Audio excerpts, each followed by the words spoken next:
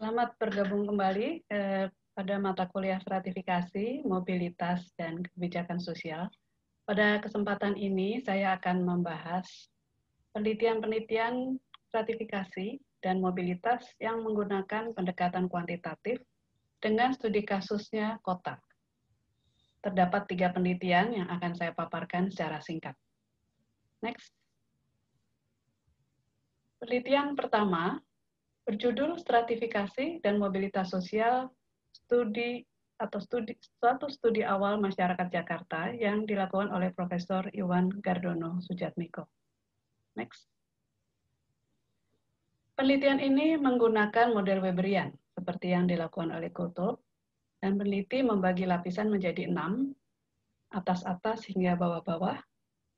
Kemudian dalam setiap lapisan dibuat jenis pekerjaan yang bersifat multidimensi, yaitu terdiri dari dimensi politik, ekonomi, dan sosial budaya.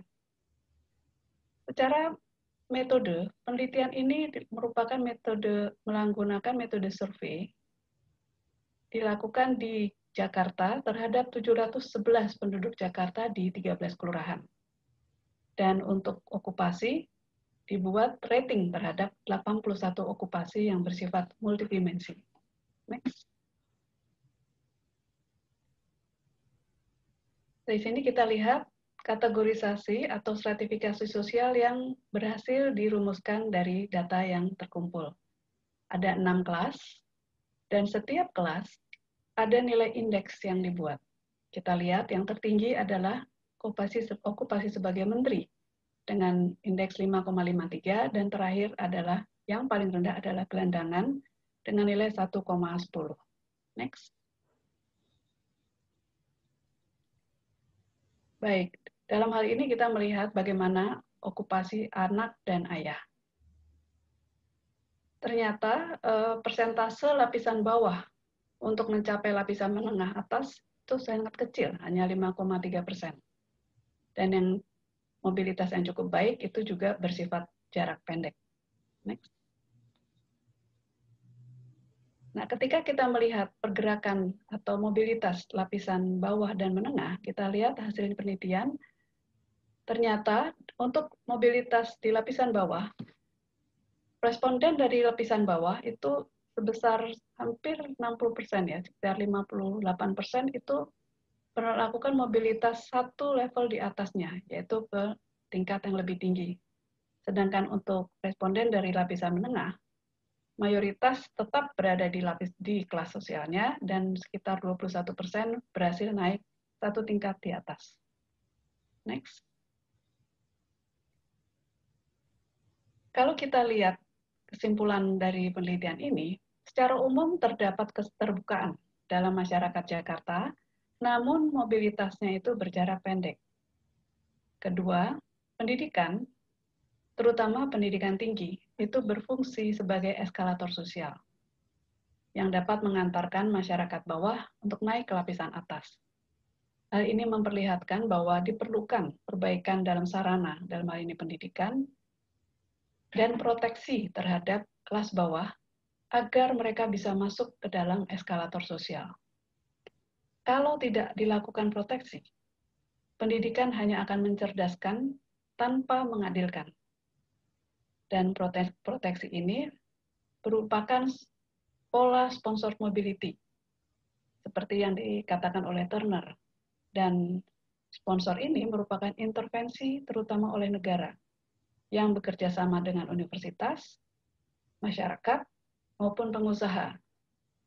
Yang diharapkan dengan adanya intervensi itu adalah masyarakat bisa terhindar dari pembentukan sistem kasta atau yang bersifat segmentasi. Demikian paparan tentang penelitian pertama. Kita lanjut kepada penelitian yang kedua, yaitu penelitian yang berjudul Pengaruh Tingkat Pendidikan dan Identitas Etnis terhadap Peluang Mobilitas Sosial Intragenerasi para Imigran Internasional asal Cina. Penelitian ini merupakan hasil skripsi mahasiswa sosiologi yang merupakan karya dari Tiara Wahyuning Tias. Next. Yang menjadi pertanyaan penelitian ini adalah pertama, bagaimana mobilitas sosial intragenerasi para imigran internasional etnis Cina.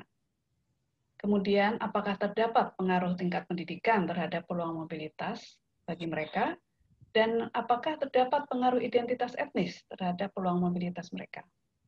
Kita bisa melihat di sini model analisis yang dilakukan, dan hipotesis yang diangkat adalah terdapat pengaruh tingkat pendidikan terhadap peluang mobilitas, dan juga terdapat pengaruh identitas etnis terhadap peluang mobilitas. Next. Jika kita lihat hasil dari penelitian ini, memperlihatkan bahwa mayoritas responden mengalami mobilitas naik sebesar 82%, dan hanya sedikit atau 4% yang mengalami mobilitas turun. Sedangkan sisanya mengalami stagnansi. Next.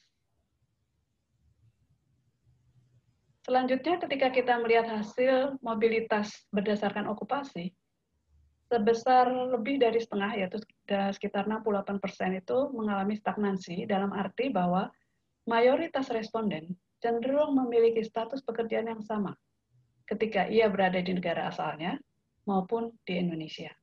Next.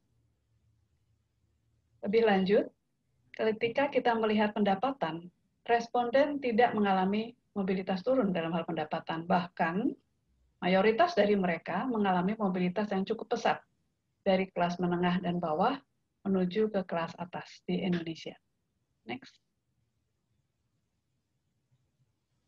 Dalam slide ini kita bisa melihat adanya atau hasil dari kategorisasi kelas sosial berdasarkan okupasi dan pendapatan. Peneliti mendampingkan hasil okupasi imigran internasional dengan penelitian yang dihasilkan oleh Pati Nasarani. Next.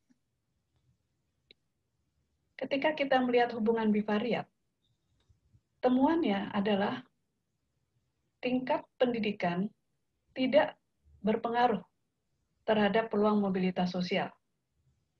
Demikian yang dihasilkan. Dan kemudian untuk bivariat identitas etnis dengan peluang mobilitas sosial juga tidak terdapat pengaruh, di mana identitas etnis tidak berpengaruh terhadap peluang mobilitas sosial. Next. Kesimpulan yang bisa diangkat dari penelitian ini adalah secara keseluruhan, mobilitas sosial para imigran bersifat naik dengan mayoritas responden yang berasal dari kelas menengah. Terkait dengan status okupasi, mayoritas imigran cenderung stagnan dan tidak mengalami kenaikan dalam hal okupasi, tapi mengalami kenaikan dalam hal pendapatan. Kemudian kesimpulan berikutnya adalah hasil uji statistik menunjukkan bahwa tingkat pendidikan dan identitas etnis tidak berpengaruh secara signifikan terhadap peluang mobilitas. Kemudian data kualitatif yang dilakukan oleh peneliti memperlihatkan ada faktor lain yang berpotensi mendorong mobilitas sosial, yaitu jaringan sosial, peluang bekerja di sektor informal, dan budaya kerja. Next. Demikian paparan mengenai hasil penelitian kedua, dan penelitian terakhir atau penelitian ketiga merupakan penelitian skripsi sarjana sosiologi yang dihasilkan oleh Marsi Rizka Milenia yang berjudul Faktor-faktor yang mempengaruhi mobilitas sosial antar generasi di Kelurahan Cinere, Kota Depok, Jawa Barat. Next. Tujuan penelitian ini adalah untuk mengetahui pengaruh kelas sosial orang tua, tingkat literasi digital, dan tingkat modal karir terhadap peluang mobilitas sosial antar generasi pada responden berusia 35-44 tahun. Next. Kategorisasi kelas sosial yang dihasilkan dalam penelitian ini dibagi menjadi dua. Kategorisasi kelas orang tua yang terbagi menjadi 6 kelas, dan juga kategori kelas responden yang terbagi dari 6 kelas, di mana di kedua kelas ini terlihat pekerjaan atau okupasi apa yang terdapat dalam setiap lapisan dan juga berapa income atau keuntungan yang dimiliki oleh setiap lapisan. Dalam analisis mobilitas absolut, pertama kita melihat pada mobilitas inflow. Mobilitas inflow memperlihatkan bahwa mobilitas sosial antar generasi cenderung mengarah naik. Contohnya, kalau kita lihat, responden dari kelas bawah, menengah bawah, itu adalah mereka yang berasal dari kelas bawah, Dalam analisis mobilitas absolut, di sini dilihat dua jenis mobilitas, yaitu mobilitas inflow dan outflow. Dalam mobilitas inflow, terlihat bahwa mobilitas sosial antar generasi cenderung mengarah naik. Sebagai contoh, responden kelas menengah bawah mayoritas berasal dari kelas bawah atas. Sedangkan untuk mobilitas outflow, mayoritas orang tua menghasilkan anak dengan kelas sosial yang lebih tinggi daripada dirinya. Ya, dalam penelitian ini juga terlihat bahwa indeks similarity-nya adalah sebesar 29%. Next. Baik, selanjutnya untuk analisis mobilitas absolut, peneliti melakukan kajian dengan menguji hipotesis. Hipotesis pertama mengenai jenis kelamin, temuannya memperlihatkan bahwa baik laki-laki dan perempuan memiliki peluang yang sama untuk melakukan mobilitas sosial. Kedua, tentang kelas sosial orang tua, ternyata semakin rendah kelas sosial responden, semakin tinggi peluang mereka untuk melakukan mobilitas sosial. Hipotesis ketiga terkait dengan tingkat literasi digital, peluang mobilitas sosial meningkat dengan semakin tingginya tingkat literasi digital responden. Selanjutnya, hipotesis keempat melihat kepada tingkat modal karir. Ternyata modal karir tidak berpengaruh terhadap peluang mobilitas. Untuk hipotesis 5 dan 6, dilihat kelas sosial orang tua, tingkat literasi digital, tingkat modal karir responden untuk yang hipotesis 5 untuk yang laki-laki. Temuannya adalah terdapat pengaruh antara variabel-variabel tersebut pada responden laki-laki. Pada hipotesis 6 terdapat temuan yang berbeda. Ternyata kelas sosial orang tua, tingkat literasi digital, tingkat modal karir tidak berpengaruh pada responden perempuan.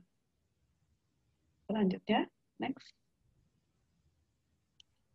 Ketika kita melihat mobilitas relatif, temuan-temuan penting di sini diperlihatkan bahwa responden kelas atas memiliki peluang lebih besar untuk mempertahankan posisi kelasnya. Kedua, responden kelas bawah-bawah memiliki peluang lebih rendah untuk melakukan mobilitas sosial. Dan hal yang menarik adalah pada kelas menengah, mereka memiliki peluang yang beragam untuk melakukan mobilitas sosial menuju kelas lainnya. Next. Apa kesimpulan yang diangkat oleh peneliti? Pertama, kalau kita melihat mobilitas laki-laki dan perempuan adalah peluangnya sama. Kemudian kelas sosial orang tua berpengaruh terhadap peluang mobilitas dengan arah negatif.